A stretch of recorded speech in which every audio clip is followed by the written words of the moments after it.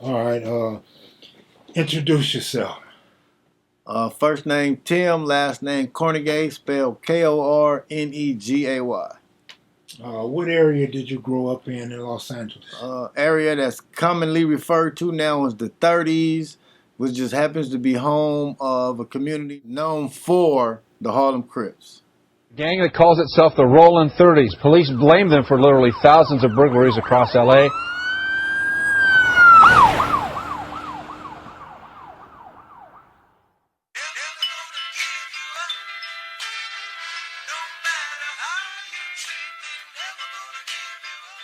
What elementary and junior high school did you go to? I went to 37th Street School. It's on 36 between Buttlong and Raymond. I went to Fauché, but because of my misbehaviors, went from Fauché to John Adams, from John Adams to a school on the other side of Pico, Berendo, from Berendo back to Audubon, from Audubon back to Fauché. Approximately how old are you? 55. Okay, and so I take it your family moved there at a young age or before you were born? Yeah, before I was born. I was actually born, my family lived on 36 in Normandy. Two-parent household or one? Two-parent household till I was 16 years old. How many brothers and sisters? Two brothers, two older brothers since passed away, and two older sisters. I'm the youngest in the family, believe it or not. Did your brothers gangbang? Both of them. So you grew up looking up to them? Looking up, yep, exactly. Who were some of the other known people in your neighborhood that you may have looked up to, or people your age may have looked up to? From the particular community that I'm associated with would be like Michael Johnson, Dennis Johnson, Melvin Johnson, an individual named Frank Williams, Jed, first name, last name escapes me at this point. Rodell. Jed Rodell. Yeah, there you go. Big Herc, Earl Heflin, Sidney Heflin, a.k.a. Dead Eye. Those would be some of the individuals at the particular time for me that were like standouts. Okay, so those are quote-unquote the big homeboys in the area. Yeah, absolutely. How come you didn't mention James Miller? Probably because I never got around to it. But Okay. James was definitely a prominent individual as I was growing up. But BJ, otherwise known as, is just that the mention of his name activates an emotional place for me. So it's not one that just sits at the front of my mind or at the top of my heart, but it's always in there.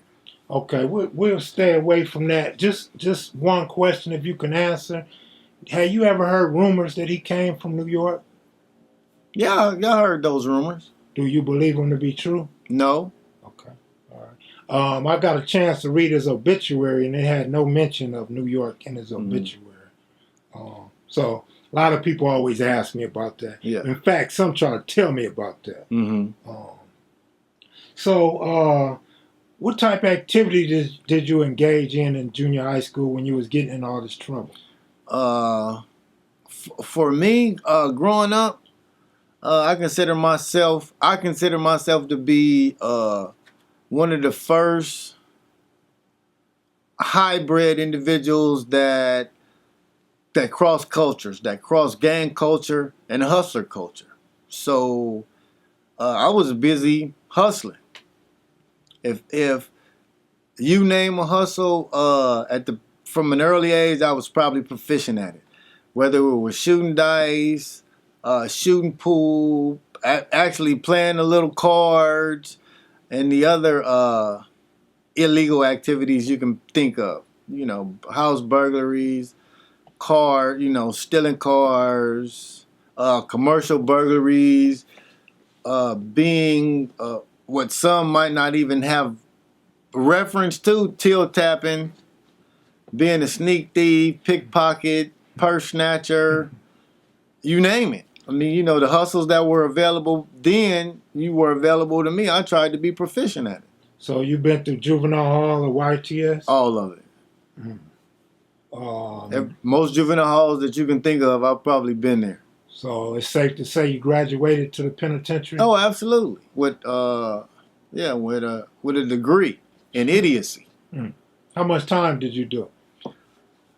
I went to juvenile camp in 1978, did 6 months, got out of juvenile camp in 78, then went back to juvenile hall, spent about 3 months bouncing back and forth from Orange County Juvenile Hall to Riverside Juvenile Hall. Eventually went to YA, stayed in YA from 80 to 82. Got out of YA in 1982. Successfully fumbled my YA parole and wound up in prison in 1982. Did from 1982 in prison till 1990, paroled in 1990, stayed out to 1994, and with the mentality that I thought I was going to teach them a lesson that they shouldn't have let me out. Went back in 1994, didn't get out till 2015.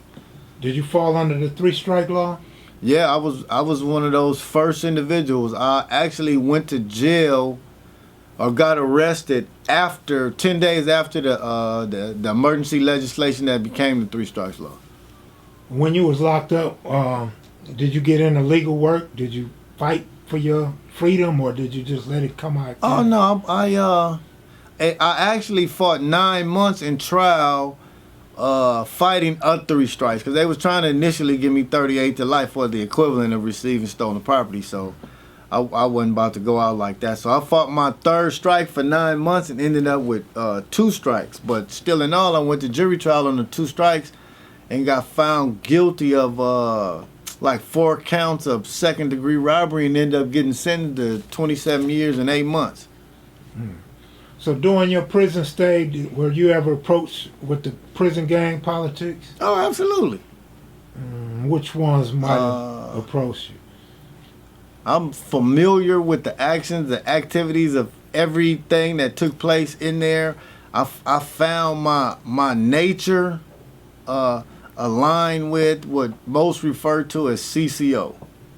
Okay, all right. Who are some of the guys you walked the yard with that had big names from different neighborhoods? Oh, that's a long list. Okay. I would say like any standout that may not be around anymore or significant in Crip history? Well, I mean, for me, I'm biased, so it would be the individuals who I looked up to as I was growing up. Individuals like Russell Capers, currently known as Talib. I mean, BJ, James Miller, Kenny Robinson. And one particular individual, not from my the neighborhood I come from, is this guy Clarence Hoover, who was from Hoover, they were real influential in some of the things that I was involved in prison. Yeah, I just talked to Clarence Hoover. I had no idea where he was from other than Hoover. I'm actually trying to interview dude. Yeah.